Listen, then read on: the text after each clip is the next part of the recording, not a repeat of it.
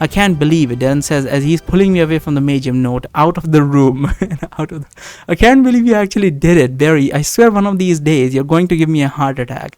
He then taps the Ceridium wall 5 times, like Meredith said, and the secret sphere leading to the room with the blue sphere closes itself behind us. Well, Darren says, as he sees me just standing there without saying anything, are you going to tell us what happened when you touched the sphere? Not a lot, honestly, I say, as I slowly recollect myself. For that 1 second when I touched the Magium node, I felt like I knew everything there was to know about the world. But then again, I also felt like I would have gone crazy if I kept my hands there any longer. And I mean actually insane, not just my normal level of craziness. The knowledge was there in front of me waiting to be taken, but it also felt like I would need an eternity to grab hold of it. If I hadn't let go by myself, my mind would have likely self-destructed from the sheer amount of information overload. Darren says in a thoughtful voice. That is surprising amount of self-control coming from you, have to say. Hey, even I'm not that crazy, I say. That's good to hear, Darren says. So I did, well, I understand the urge. Like if you found a sphere which you touch and you just get like information blasted, that does kind of sound like really appealing. Because humans inherently are afraid of the unknown and also deeply curious about it. So it's just really fun, something like a sphere that gives knowledge. Like that sounds just so much fun. It's like cracking open a book or something, but like infinitely more fun. Though it probably would lead to severe nihilism. But someone like myself who is already a nihilist, so it's probably wouldn't be that bad, except for the physical brain overload and internal hemorrhaging that is bound to follow. So did you at least manage to retain any useful information from all this? It's hard to say, I answer him. There are still some traces of information left inside my head, but I don't know if I'll ever be able to decipher them. Okay, Darren says, so useless for now, then got it. I have a question, Kate says, as she's looking somewhat anxiously towards the wall behind us and the Magium node. You think the Magium can still listen to us through the red sphere of light? Now the Ceridium, red sphere of light? What's the red sphere of light? What red sphere of light? Do you think the Magium can still listen to us through the red sphere of light? Maybe it says blue sphere, right, or something.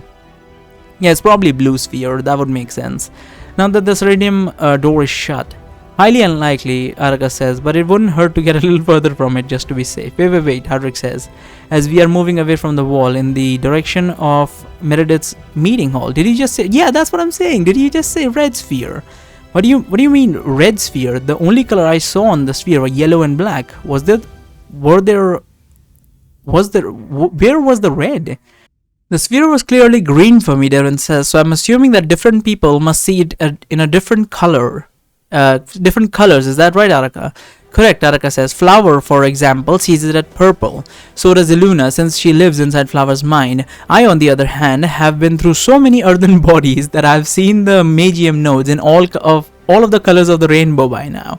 But the crystals are blue for everyone, right? Kate says. I thought they were supposed to be crystallized Magium essence. Why are we not seeing them in different colors like the node? I'm not entirely sure how the crystals work, Araka says, but blue is the most commonly seen color of the Magium nodes from what I've heard, so that might be part of the reason.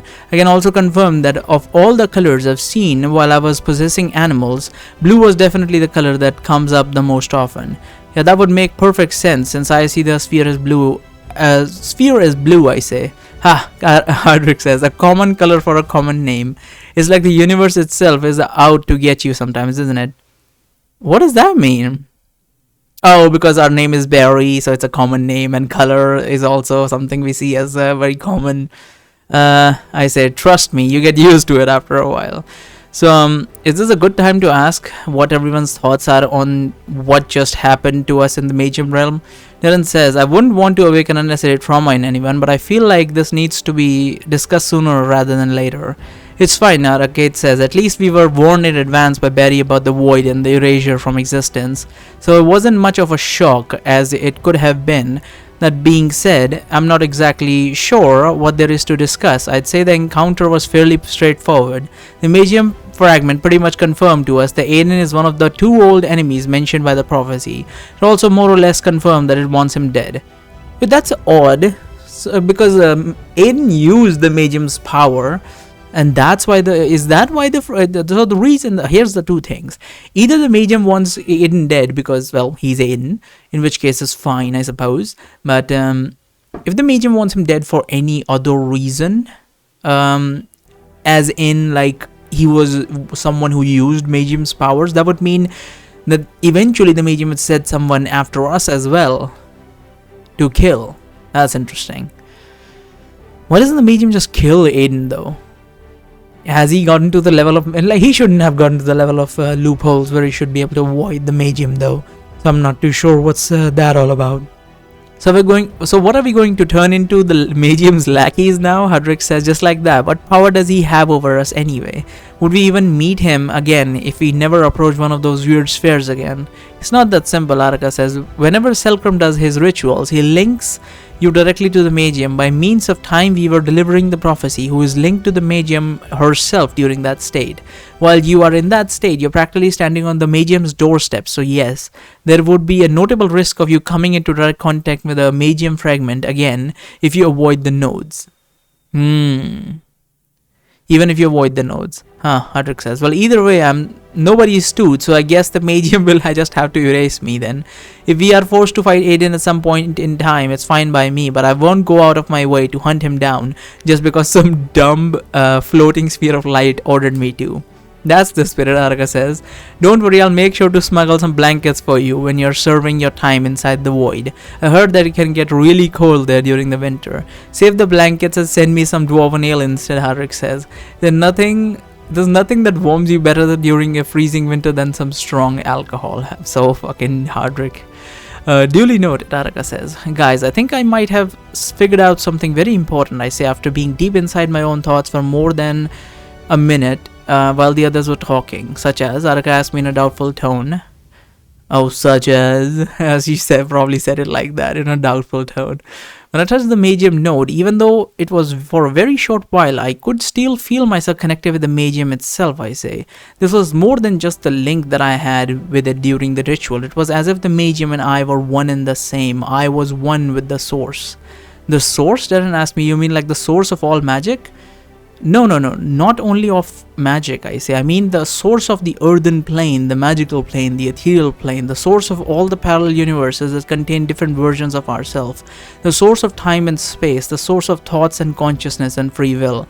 In other words, the source of everything. So you're saying that this is the true nature of Magium? Kate asks me, not the source of all magic, but the source of everything? Forbidden knowledge.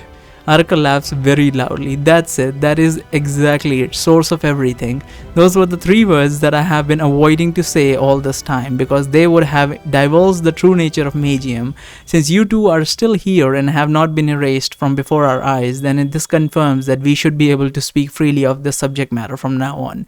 As long as we are not standing right next to a Magium node, and as long as we are not in the middle of one of Selkram's trial. Still, I can't believe it took you this long to figure it out. I'm having a bit of trouble understanding the behavior of these Magium fragments, Darren says. I sort of get why they're not attacking us right now because we're out of their reach, but if one of their main purposes is to keep people from finding out what the Magium's true nature is, then why were we allowed to leave earlier? Shouldn't the fragment have finished the job of erasing you, considering that you almost gave away the 3 words once before while you were in the Magium's own backyard? I mentioned this before, but not all Magium fragments are the same, Araka says. Typically, each individual fragment has its own singular goal and it only focuses on that. So here's the thing, does Magium even have does it even exist, like, in a sense? Like, does it only exist as a concept? But even the concept is so strong that it has the power to do everything? Is it a thing, is what I'm trying to say, like a form of energy or mass or something, like corporeal? We'll find out, I guess. Well, or maybe not. It only focuses on that while ignoring everything else. This fragment's goal seems to be to ensure that the Time Weaver's prophecy does not get fulfilled. What is the prophecy again of the Time Weaver? Like the Selkram's rituals? Since it can't get directly involved in Right. The time Weaver's prophecy should happen anyway. It's just Helcom steps in to gain some extra power and whatnot.